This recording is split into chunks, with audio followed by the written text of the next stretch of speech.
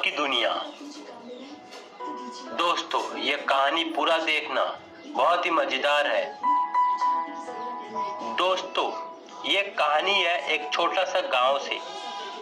इसी गांव के पास में बहुत ही बड़ा जंगल था। गांव वाले जंगल को जाकर लकड़ी काटकर बाजार में बेचा करते थे, जिससे उनका परिवार चलता था। उसी गांव में रामू और भोलू नाम के दो लकड़हारा रहते थे। रामू और भोलू बहुत ही अच्छे दोस्त थे। हर समय साथ में काम करते थे। हर दिन की तरह रामू और भोलू जंगल जाते हैं। तभी भोलू को एक आवाज सुनाई देती है, मुझे बचाओ, मुझे बचाओ।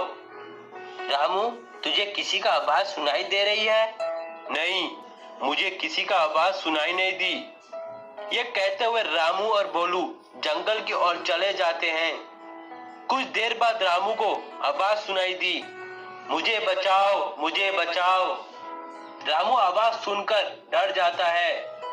भोलू, तू सही बोल रहा था, मुझे भी किसी का आवाज सुनाई दी। लगता है कोई बड़ी मुसीबत में फंस गया होगा, चलो उसकी मदद करते हैं।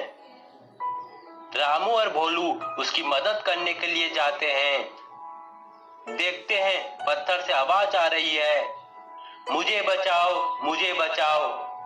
ये देखकर दोनों डर जाते हैं। लगता है ये कोई रहस्यमय पत्थर होगा, चलो यहाँ से भाग जाते हैं। रामू, तू क्यों डर रहा है? पत्थर हटा के देखते हैं, अगर कोई आदमी पत्थर में दबा होगा। भोलू रामू की बातें ना सुनते हुए पत्थर को हटा देता है। देखता है एक मटका है। भोलू उस मटका को उठाता है, मटका के अंदर देखकर फेंक देता है। तभी उस मटका से सांप बाहर आता है। तू एक सांप को देखकर डर गया? तभी उस मटके से एक एक करके सांप बाहर आने लगे। ये देखकर रामू और भोलू डर जाते हैं और वहां से भागने लगते हैं। भागते भागते एक पेड़ के नीचे बैठ जाते हैं। कैसे ही करके वहां से भाग निकले, नहीं तो हम दोनों मर जाते। तभी उस जगह पे सांप की झुंड आ जाती है।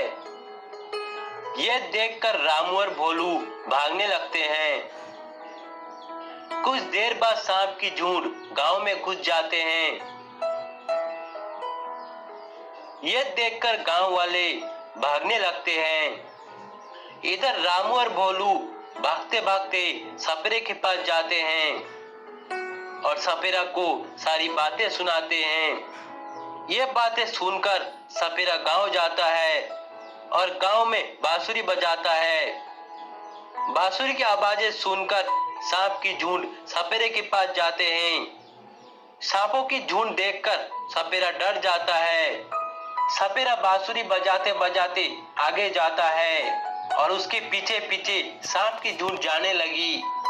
सपेरा सभी सांपों को अपने पिंजरे में कैद कर लेता है और अपने साथ ले जाता है।